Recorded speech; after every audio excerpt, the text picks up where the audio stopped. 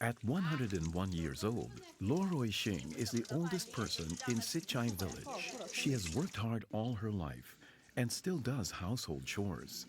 However, taking Loroi Xing's age into consideration, her children come by the house to prepare her meals every day.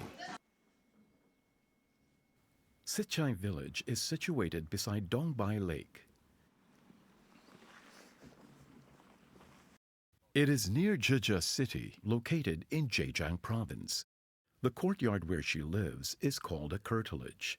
It has a history of 200 years. The building covers a wide area and houses many families. There are a dozen like it in the village, the most famous one being Sishang House. Known as the House of 1,000 Columns, it covers 6,000 square meters, is supported by 1,000 columns, and consists of 10 quadrangles. All are closely connected by platforms. The largest curtilage is called Castle South of the Yangtze River.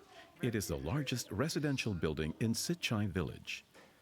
Dozens of families who live in the old curtilage are biologically related. Some of them share the same ancestor. Among all the traditions being passed down, demonstrating filial piety is the most important. Respect for one's parents and elders brings them all together, making it possible for them to live under one roof. The phrase, "be the most prosperous," is written on top of the front door of the House of 1,000 Columns with the family's surname. This indicates the master's desire to have a prosperous family. The surname Se isn't included in the Book of Family Names. It dates back 1,800 years ago, as early as the Three Kingdoms period. At that time, Shi Wei was a commandant of justice working for Emperor Sun Chen. One day, when Shi Wei was patrolling, he found many criminals had been punished excessively, so he released them, and he was impeached for it. When he heard this, Sun Quan got angry. He decided Shi Wei should be punished for releasing them without asking his approval. Shi Wei was about to be executed. When Shi Wei's sons heard about this, they sent a letter written in blood, saying that they wanted to be killed instead. Sun Chen was moved by their filial piety and absolved Shi Wei from his crime, but he was ordered to change his surname to Se. His son, Se Dun, was called the son of filial piety. After years of migration, the Se family settled down in Sichai village. Records from Emperor Guangxu's reign in the Qing dynasty state that the village had been using the name Sishou village, a name given by Sun Chen. The practice of filial piety has been passed down over the past 1,800 years. Loroi Xing's youngest daughter-in-law, Se Caiying, helps prepare cane soup at her neighbor's home. Cane soup is a local delicacy. It is nutritious and popular with the elderly, but is complicated to prepare. First, they make milk from ground rice after it has been soaked for 8 hours. The milk is then poured onto a rattan basket, forming a thin sheet. After boiling, the sheet will be dried and cut into shreds. If someone wants to make cane soup, about 10 neighbors will be invited to help with the preparation.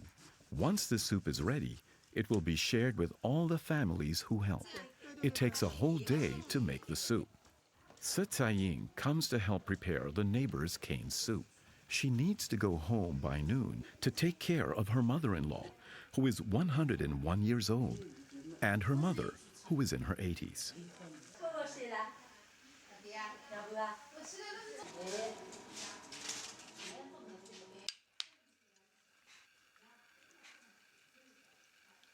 Se Caiying's mother has had Alzheimer's disease for years, but since last year, she has been completely unable to take care of herself or communicate with others. Despite that, her bedroom is tidy, her clothes and bedsheets clean and organized. So your mother can't move around? What if she wants to get up or move? How does she communicate with you? Well, she does not know how. She doesn't ask to get up. She always lies in bed. Wait, why did you hold her hand just now? Because she tends to lick her fingers. Like a baby? Yes, just like a baby. Mom? Mom? Mom? Answer me. Hmm? Answer me, Mom. Answer me. Hmm? She responds to you? Yes, a little. Although her mother can't communicate with her anymore, Tsai Ying still talks to her and calls her mom. It makes her very happy if her mother responds even a little. Tsai Ying takes care of her 86-year-old mother as if she were a baby. Not only does she take care of her meals, she also holds her up and tucks her in. She is overjoyed at the occasional responses she receives. Despite her mother's condition, Tsai Ying is always optimistic and cheerful. She does not feel that things are difficult to manage because she loves her mother.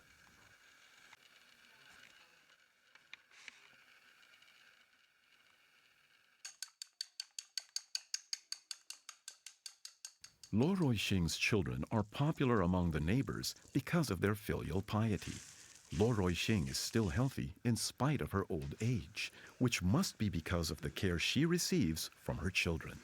I remember her foot, or sometimes both of her feet, occasionally becoming red or swollen. It got so bad that she couldn't even walk because it was so painful. Then someone said there was an herb that could help treat the redness and swelling. When her youngest daughter-in-law heard about this, she went to a mountain far away to get the herb for her. Eventually, she got better, after applying the herbs here on both of her feet. She suffers from this almost every year, but now she's getting better because of that herb.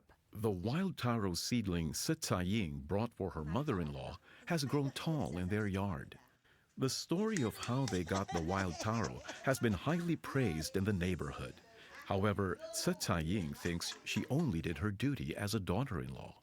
It is my duty to take care of my mother and mother-in-law. It gives me relief to see both of them healthy and eating. In cases of chronic sickness, we rarely see devoted children at their parents' bedside to take care of them. Her mother's in her 80s and her mother-in-law's over 100. So it is extremely hard to take care of them. But when you look at her face, she doesn't look frustrated, nor does she get impatient looking after them. Well, she reminds me of one saying. It goes, "Whoever has love in them looks beautiful." There. The care we give out to others should not come because it was forced or because there is money involved. It should come voluntarily and because of the love you feel for the elderly. The weekend just before the winter solstice, Se Shansho is rehearsing with his band in front of his house. Winter solstice is the day to worship ancestors. Se Shansho's children work in the city, but his youngest son, Se Hong, comes home for this event. He accompanies his father during band rehearsals. When he was a teenager, Se Hong left home to work. He now owns a shoe factory in Wenzhou. All his parents' leather shoes were provided by him. In 2014, Se Hong also donated leather shoes to each of the 300 elders in the village. People from our village praised my youngest son for succeeding in his shoe business and for donating leather shoes to each of the 300 elders in the village. How do you feel when you hear them praising your son? Well, I feel very happy and proud.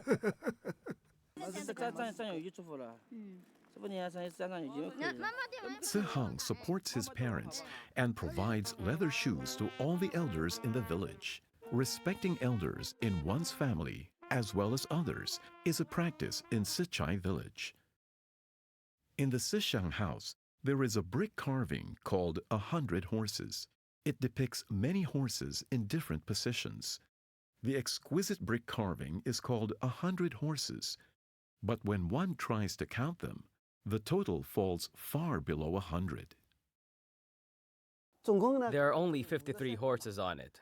And if you noticed, there are gaps or empty spaces in some areas. There should have been more horses carved there, but during that time, the mother of the artist who was working on this brick carving suddenly fell ill. So he asked his master if he can take time off from work. He wanted to see his mother, and his master agreed. But the worker did not return to finish it.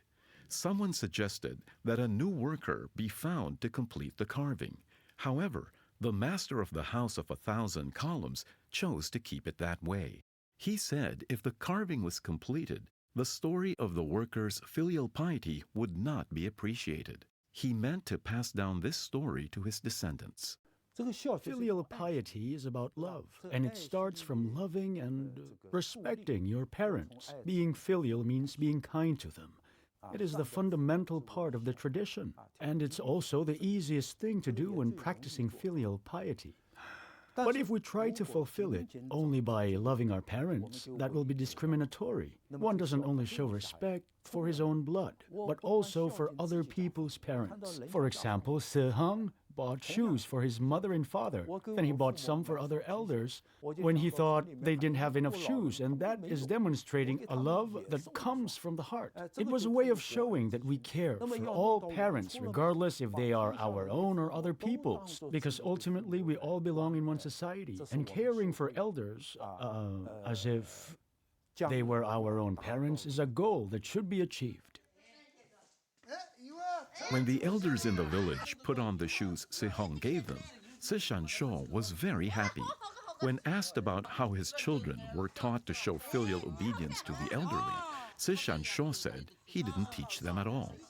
My wife is very obedient and caring. I remember life was difficult for us during the 1970s. My father's quilted jacket was tattered. When my wife saw this, she collected things from the mountain to sell, and she let nobody use the money she earned.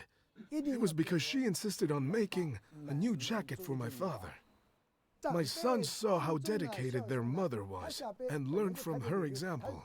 I didn't have to teach them about filial piety. I believe that it is better to teach children by setting a good example. The virtue of filial piety has been passed down for thousands of years in Sichai village. However, when we look into genealogy textbooks, they don't contain anything about filial respect. Children learn from example.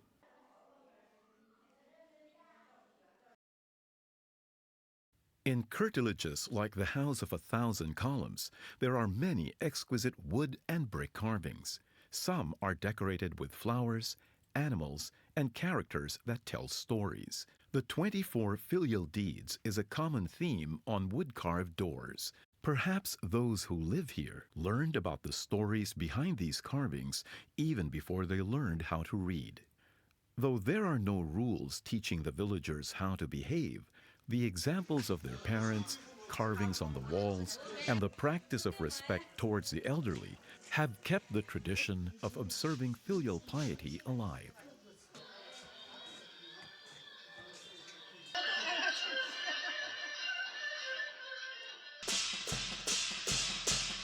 The annual Games for the Elderly is about to begin. Sishan Sho and his bandmates are performing what they have rehearsed. Local bands and dance groups have also come to liven things up. Seeing their energy and lively movements on the field, we know that the elderly must be living healthy and comfortable lives. We travel twice a year and dine together during the Hungry Ghost Festival. Sir, can you tell me where you get the necessary funds for so many activities? We have voluntary membership fees, which means members can pay whatever they can pay. A penny, 1,000, 10,000, it's all fine. Many villagers in Sichai village donate money and materials to the Elderly Association to support their activities. Apart from the recreational activities, the Elderly Association also has a special center for them. The center provides trusteeship, medical care, and legal aid. Owing to the respect the villagers have for one another, most elders in their 70s or 80s in Sichai village can live alone and take care of themselves while their children work in other cities. Neighbors offer to help if the elderly have any difficulty. Villagers do not only take care of their own parents or grandparents, they also look after the other elders in the village. Because of this, most people live long lives in Sichai village. More than 30 couples have celebrated their golden anniversary.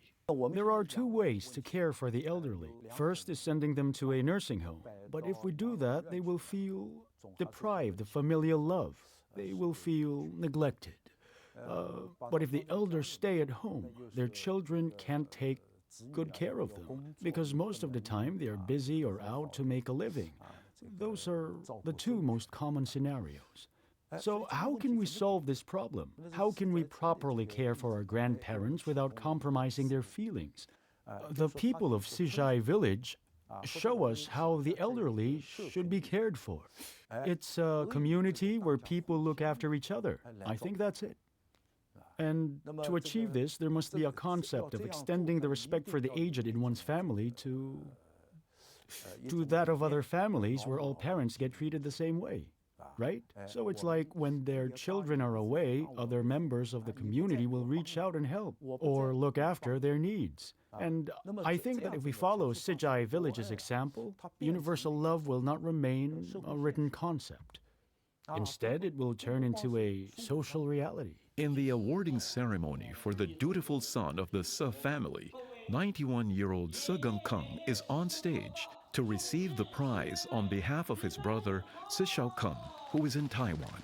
Se Kun left his hometown in the 1940s to go to Taiwan.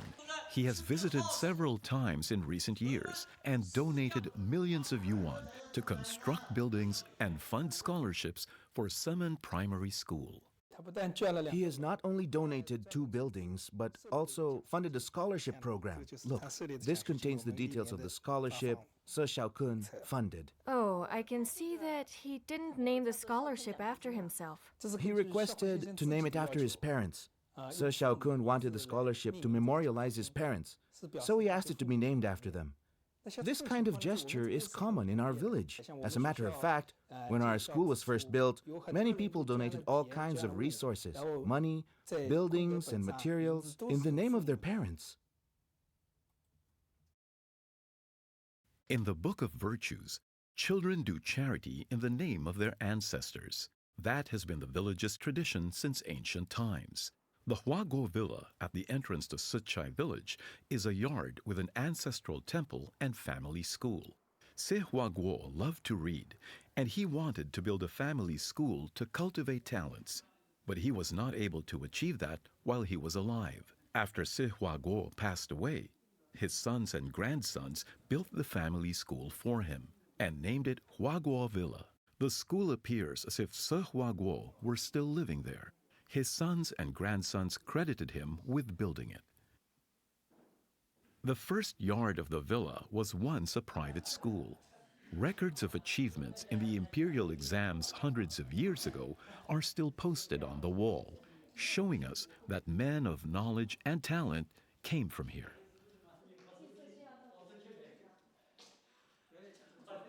The school is located in the front yard, while the ancestral temple is located in the back. Between them, there are 2 wells called the Wells of Yin and Yang. This well has a lower water level than the ground. It's the well of Yin, but the other well is strange. It has a much higher water level than the ground. It is the well of Yang. If descendants want to communicate with their ancestors, they need to use something that passes through both heaven and earth, and that is water. So there is water in the ancestral temple, and there are 2 wells here. Villagers believe that descendants and ancestors can communicate through these 2 wells. The yard, that is both an ancestral hall and family school, is where the villagers come to communicate with their ancestors.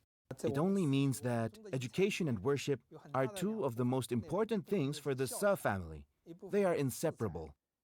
The school and the ancestral hall are built together. Those 2 things cannot be separated at all costs. There's a good reason for that. For us, the word education means teaching the culture of filial piety, which means respecting your parents and your elderly.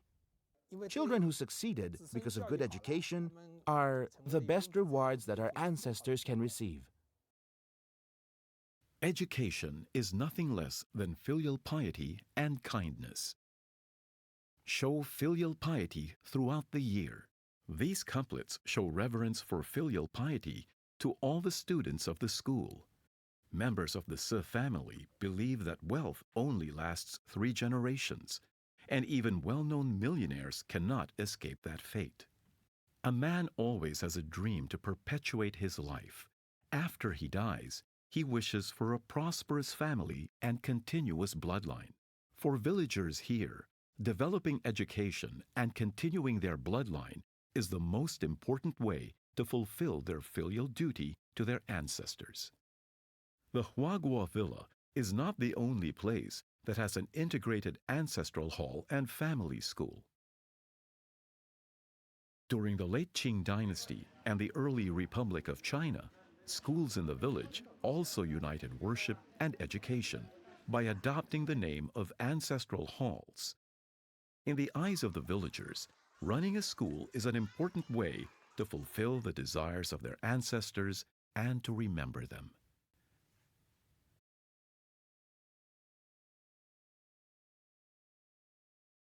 Si Jiangmei is a professor at Zhejiang University. He is 82 years old and is the sixth generation of Si Yuanru, the founder of the Sisheng House. Every year, when he comes back to his house, he takes out his ancestors' portraits from their box to air them out. Their portraits have gone through trials and hardships for hundreds of years. Predecessors have risked their lives preserving them.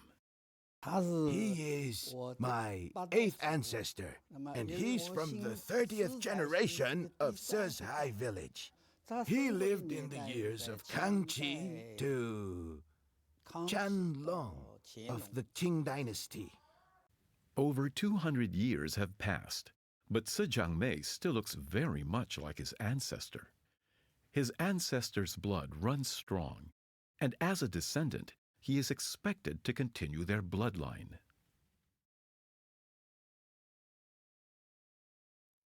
My father and grandfather always believed that the money and wealth we have while we're living are just temporary things. They are worldly possessions. However, the thing that would make them very happy is if, well, after they passed away, their descendants would continue on and succeed in their studies. That's what matters to them. Also, it is also our filial duty to fulfill the last wish of our parents and elders. That's our responsibility. While Si Jiangmei was still working at Zhejiang University, he often heard that students failed to get into their college of choice because they didn't know how to fill out the application form. Each year, many villagers would go to Hangzhou to ask for Si Jiangmei's help in filling out the application form. There was a time traffic was bad. It would take a day and a half to go from the village to Hangzhou. Seeing how the villagers were struggling with their education, Si Jiangmei came up with an idea. I thought that if I visit the village once in a while, it will be more convenient compared to them having to visit me in Hangzhou in 2s and 3s just to fill out the form. I come back to my hometown a day before I help them fill out the application forms. Then I'd stay here to wait for them because it's clearly more convenient for them to find me here. Over the past 20 years, when it is time to fill out application forms, the courtyard becomes crowded. Students come with their parents to ask Si Jiangmei to help them plan their future. Nowadays, 20 to 30 students from the village go to college every year. This makes Si Jiangmei very proud. Also, in recent years, Si Jiangmei has taken the lead to revise the genealogy of the Si family. He expects to complete it before he dies to reassure his ancestors that the Si family will remain prosperous. Having prosperous descendants is included in the Book of Songs because all the Chinese people wish to have a prosperous family. The prerequisite to a prosperous family are successful children. They should not bring disgrace to their ancestors. Instead, they must bring honor to the family name. For example, how is filial piety described in Mencius? It doesn't mean bringing a bowl of tasty meat in your household and telling your parents, "Mom, Dad, have a taste of this. It's delicious." Others should witness your filial piety. Neighbors should say, "Oh, wow, those parents are very lucky to have such a good and thoughtful boy in the family." You understand? That is filial piety. And even if your ancestors are dead, or if your parents are dead, You still need to fulfill your filial duty. That's the true virtue of filial piety.